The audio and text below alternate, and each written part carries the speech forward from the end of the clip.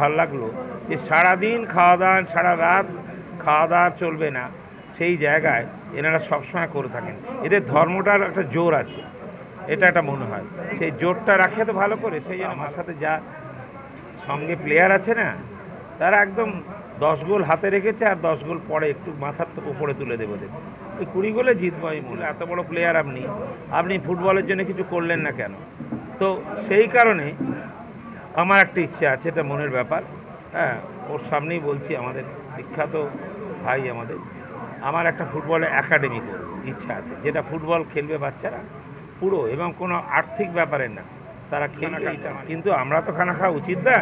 আমাদের মুসলিম ভাইরা যারা কষ্ট করে সারা দিন রাত, এইটা একটা বিরাট ব্যাপার, এটা ইতিহাস ভারত পৃথিবীর।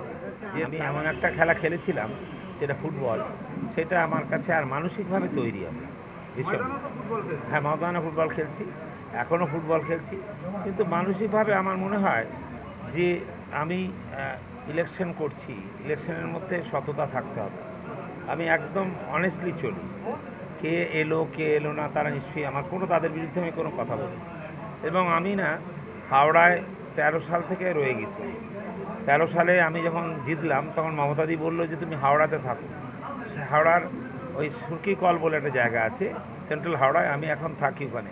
আর হয় কি, আমি সকাল থেকে, তুমি ভাবো পলিটিক্স না থাকলেও আমি সকাল থেকে বেরিয়ে যে এই পাঁচলা, সাঁকরাইল, গ্রাম ট্রাম ঘুরি, ভালোও লাগে এদের নিয়ে কথা বলা, এদের নিয়ে চিন্তা ভাবনা আমি কন্টিনিউয়াস করি।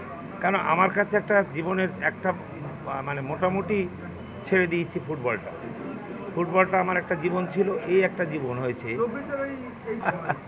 ও তো আমার সাথে যা সঙ্গে প্লেয়ার আছে না, তারা একদম 10 গোল হাতে রেখেছে, আর 10 গোল পরে একটু মাথার তো উপরে তুলে দেবো ওই 20 গোলে জিতবো আমি মনে হয়। এটা দুটো 13তে ছিলাম বাই ইলেকশন, 14তে ইলেকশন, আবার 19-এ ইলেকশন, আবার এখন 24-এ ইলেকশন পেয়েছি।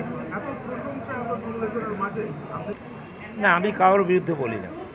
অনেকে আমাকে বলছে এই খারাপ, এ ফুটবল খেলে, এ কিছু করে না, সব ভুল। কিন্তু আমি কাউকে কোনো অংশে বলছি, আমার প্রার্থী যে থাকবে আমি সবাইকে সম্মান জানাবো, আমি কোনো কারণে কিছু করব না। আমি আমার যোগ্যতাটা মানুষের সামনে তুলে ধরব।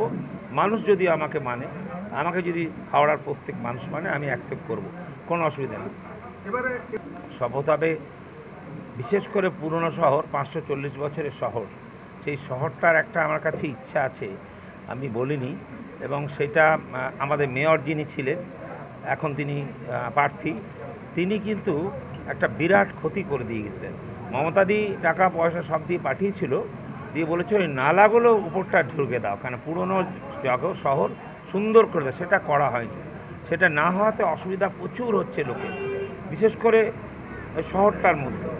বাইরে পাঁচলা, সাঁকরাইল, আমাদের এসব জায়গা সব ঠিক আছে, কিন্তু ওইটা একটা আমার খুব ইচ্ছা যে ওইটা আমি এমপি ল্যাডের টাকা যেদিন পাবো, যখন জিতে যাব আমি, এমপি ল্যাডের টাকা তখনই আমরা পাই, সেটা যদি পাই আমার খুব ইচ্ছা যে ওইটা কন্টিনিউয়াসভাবে সুন্দর করে দেবো। কারণ অনেক মেয়েরা পড়ে যাচ্ছে, ছেলেরা পড়ে যাচ্ছে, সাইকেল পড়ছে দেখছি, হ্যাঁ, টেম্পো পড়ছে, এটা হওয়া উচিত না। এটা আমার কাছে খুব ইচ্ছা। আর একটা কথা বলি, আমার একটা ইচ্ছা আছে ভালো একটা স্কুল করব, তাতে হিন্দু মুসলিম কিচ্ছু ব্যাপার থাকবে না। পড়াশোনার জন্য একটা স্কুল আমি নিজে চেষ্টা করব, যে আমার স্কুলে পড়েছি ভালো জায়গায়, এইটা একটা ভালো আছে। হাওড়ায় তো প্রচুর ভালো স্কুল, কিন্তু এমন একটা স্কুল হবে 1 পয়সা দিতে হবে না, তারা সুন্দর করে পড়াশোনা করবে, খেলাধুলা করবে। আর সব শেষে বলি, আমার খুব একটা মনের ব্যাপার, রক্তের সঙ্গে যুক্ত। আমি একটা হাওড়ার লোকেরা বলেছিল এত বড় প্লেয়ার আপনি ফুটবলের জন্য কিছু করলেন না কেন? তো সেই কারণে আমার একটা ইচ্ছা আছে, এটা মনের ব্যাপার। হ্যাঁ, ওর সামনেই বলছি, আমাদের বিখ্যাত ভাই আমার একটা ফুটবলের একাডেমি করব ইচ্ছা আছে, যেটা ফুটবল খেলবে বাচ্চারা পুরো, এবং কোনো আর্থিক ব্যাপারের না, তারা খেলবে, এইটা আমার ইচ্ছা আছে। আর এমনি মানুষ আছে, পাশে সঙ্গ আছে, প্রত্যেকে ভালোবাসে, কোনো আমি নোংরামি করিনি, করবও না। আর খেলার থেকে আমি পার্লামেন্টে এসেছি, মমতাদির মতো মানুষ আমাকে নিয়ে এসেছেন, এবং তিনি সর্বক্ষণ আমাকে ভালোবাসে বা কথা বলে, এবং ওনার দিকে তাকিয়ে আমি কিন্তু হাজির হয়েছি। যাচ্ছি আর দারুণ খানা খাচ্ছি, কিন্তু আমরা তো খানা খাওয়া উচিত না? আমাদের মুসলিম ভাইরা যারা কষ্ট করে সারা দিন রাত, এইটা একটা বিরাট ব্যাপার, এটা ইতিহাস ভারত পৃথিবীর। যে তারা হ্যাঁ এত সুন্দর লাভ এবং সূক্ষ্মভাবে সুন্দরভাবে ওনারা করেন।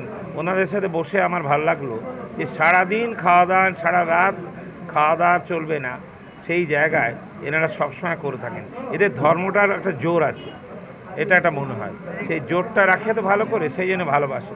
আর আমাদের বাংলা কি সুন্দর, হিন্দু মুসলিম শিখ সাই ভাই ভাই, আমাদের কেউ বাঁকাবাকি নেই। আমরা সবসময় আসবো, সবসময় চলবো, কোনো দলগত। আমি বলছি এই ছোটো থেকে বড় হয়েছি বাংলায়, কিন্তু কোথাও কোনো সময় হিন্দু মুসলিম লড়াই নোংরামি আমি দেখিনি আমার জীবনে। আর আমাদের মধ্যে সবার সময় ভাই ভাই আছি আমরা।